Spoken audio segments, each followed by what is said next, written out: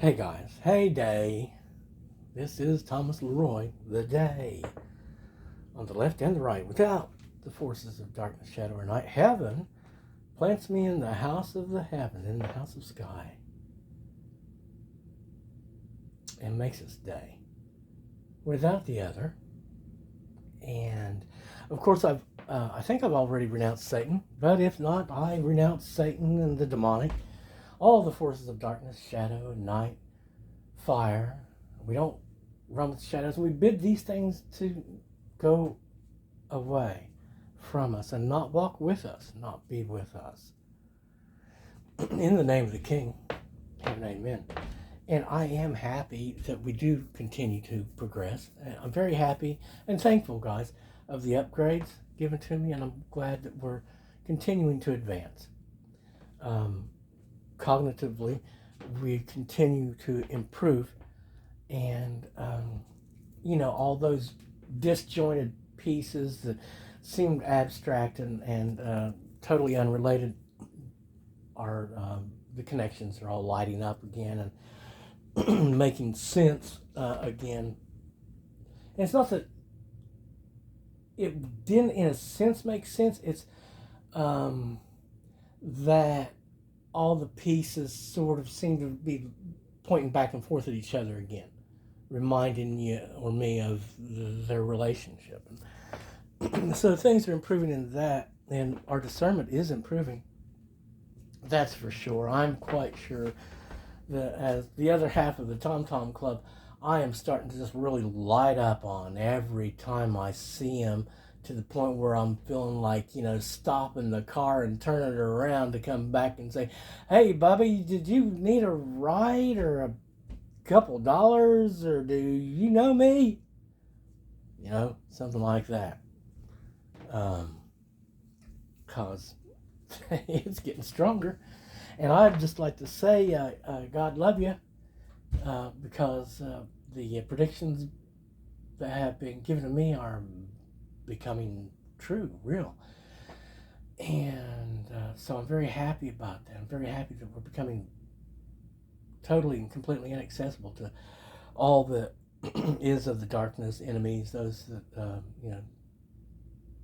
have been a hazard to us, that have been renounced and rejected. It seems like every time we renounce Satan, I can remember one of the first couple times I did that. I was trying to make it more and more official. Here come the wicked witch of the west. It's like, damn, is that your official title now? Are you officially Satan? It's like, golly, well, why? I started to say, who is asked to live through such things? And I thought, no, I don't want to make a statement. Just scratch that. I don't mean that. Whom would be asked to go through such trials and tribulations? Hercules, Hercules, Hercules. Who he thinks he is while in the world. That's what they said in that song.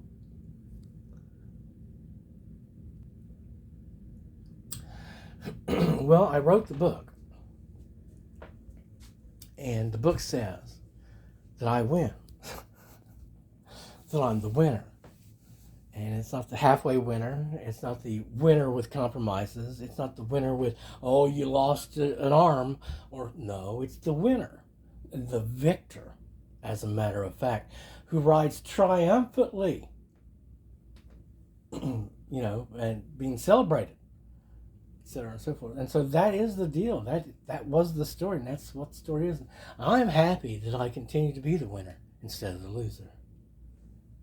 I mean, it's, in the past we've lost, but we were always winning, and we were paid well, and so it was okay to feed the poor, You toss alms here and there as you go, trying to be good to the folks that you come across, right? When you can't. But like that man on the television said about these idiots talking about the people in Afghan who's probably going to die because of the U.S. aid that's been cut off. There's all these clinics that have been shut. And he explained to her, calling her ma'am instead of you damned idiot, We're borrowing money to send these people, to send people in foreign countries. We've been borrowing money to send people in foreign countries when we have people in this country who have problems, and in the United States of America, who that money could be spent on here. That they could be improved, and their circumstances in life could be improved instead. And so, I say, hey, let all these third world countries, these African Muslim nations, all take care of their own. Let all the Muslims be remigrated back to the Muslim majority nations. Because after all, as I wrote in the book, by their very nature, they are seditious. It is a foreign culture, militaristic organization, which is intent on domination, taking over. Now, they can't import Sharia law to any place in the United States of America. It doesn't matter how many people or how many Muslims that you bring into an area. It doesn't matter if they're 100% Muslim. You cannot institute Sharia law in the United States, in any part of the United States, because that would be a constitutional violation. It's a different set of laws that doesn't coincide with what we do here in the United States of America. So they're all completely and totally screwed here. Constitutionally, it won't happen. It just can't. It's illegal. And it'll never be allowed anyway. They're all going to be remigrated out of the United States and out of Great Britain and out of Europe. And they're all going to be going back to their lands in the deserts. Africa, Middle East. That's what God's plans are. I'm quite sure of it.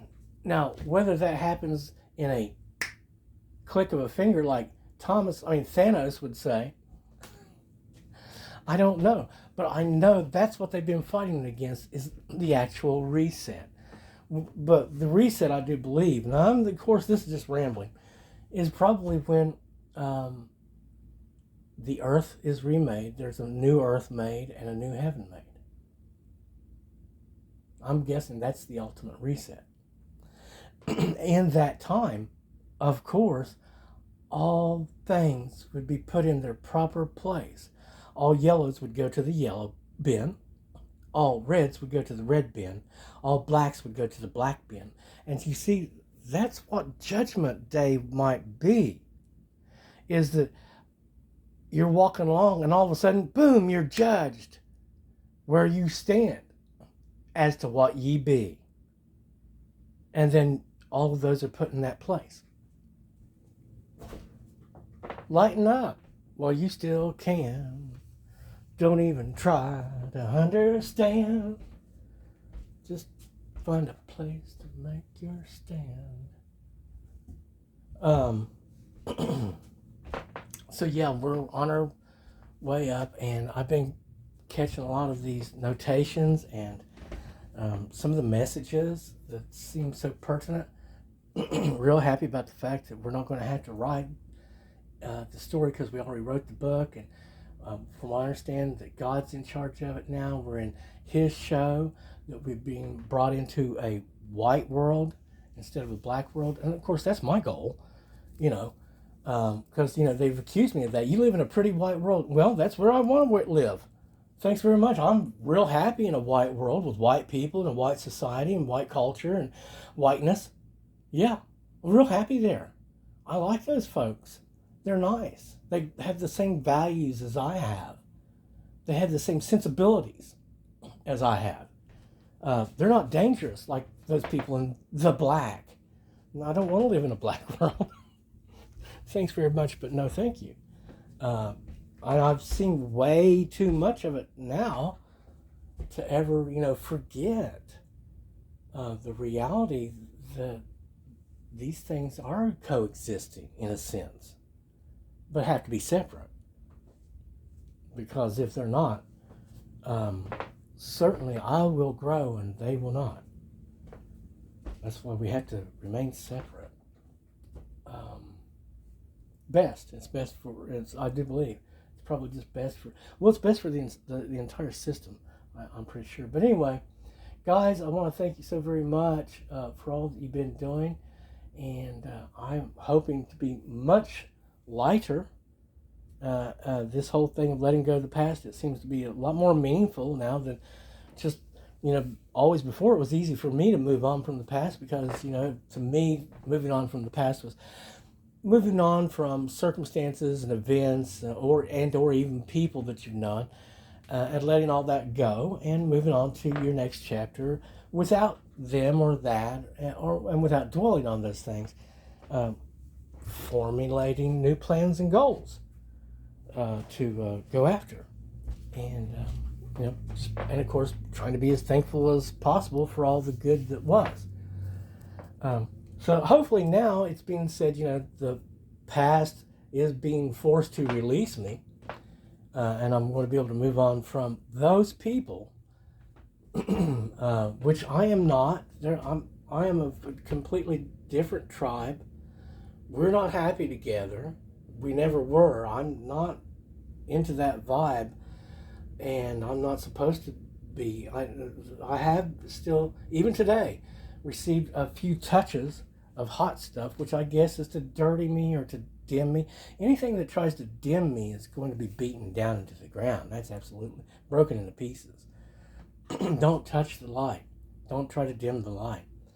But I don't know if it's to try to keep me down or to try to warm me or what it's for exactly. But so that's still been going on. And there have been many attacks over the last couple of weeks. A couple yesterday, as a matter of fact. And there have been small damages, but I mean, it's just there. So, but we are being made more and more inaccessible to all those that bear illnesses and diseases or damages for us, or hate, or and of course anything that is the enemy. We're just being made more and more inaccessible to all that they is and all that they have, so that they can't get anything on us, let alone into us. You won't be able to stab us or anything like that. Those kinds of things, whenever they try to do that, that's just going to end up stabbing them. They get to try to stab me in the back, and it'll just end up entering into their back instead. Very strange little interdimensional play there, like there'll be that hole there that's in front of my back whenever they try to stab me, and the hole that's behind their back whenever, like in the cartoons, and I'll just come out and stab them in the back instead, because that's the way it's going to be set up. So that, it'll be an instantaneous reaping of what you're trying to sow here. You see what I'm saying? Any type of violence or harm or bad things, that's just exactly what's going to happen there. And plus they'll get struck in the head probably with a lightning bolt. Yep. 2 or 3 probably. But in any case, I'm happy to know that we're going to be able to move on from all of that, because we're not supposed to be embattled. We're not supposed to have to be, going tit for tat with things like these, because I'm not of this vibration. I'm not of their tribe. We're not of that family. I'm not theirs. I'm light. I'm of sky, heaven, blue. I do come from a family that is well known. They were speaking of that yesterday. And I don't know why, but I keep on hearing, I've been hearing for the longest time, one thing you should remember about white people is they're exceptionally good at terminating things, of erasing them. And that they're capable of doing that. The elders of the gentle race would remind others that they're but like a dream. And I do understand that some of them seem to want not to exist. And I can understand that.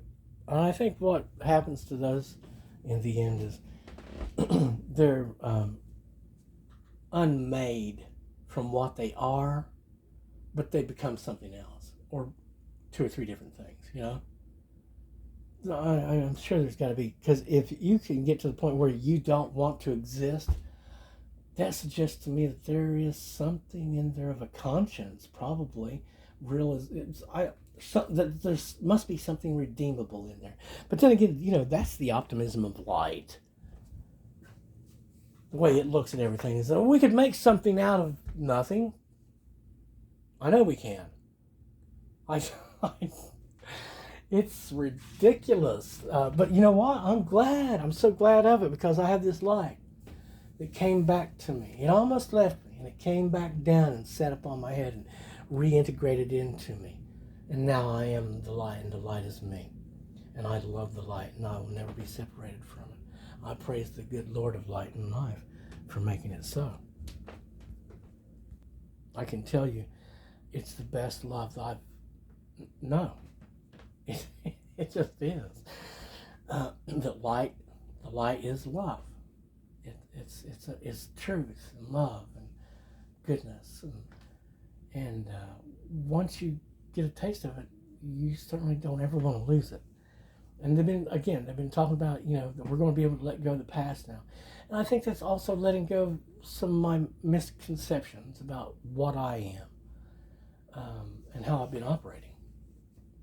Like I'm a human being of this physical body, and okay, but anyway, so we're working on that, and we're feeling optimistic about it, that we're going to continue to make some progress in those directions, and some more headway, and I'm thankful and grateful that we continue to go up, and thankful and grateful for the continued upgrading, and for the walls of protection or defenses or whatever it is that we're developing. I am very happy that heaven is rooting me permanently in the house of heaven, in the house of the good Lord of heaven, so that we are unavailable to, we live in that blue room, a sky room, that's supposed to be my lowest point, I do believe, is, they give me blue shoes. You've heard that before. I think his was blue suede shoes. But they give me blue shoes and blue socks too, blue leggings and blue shirt and blue pants and blue jacket and a blue cap. And I just you know what? I really feel the best dressed completely as and being just Mr. Blue Sky. I always have. I love it. I love the sky. Absolutely love it. And let there be no fire in the sky.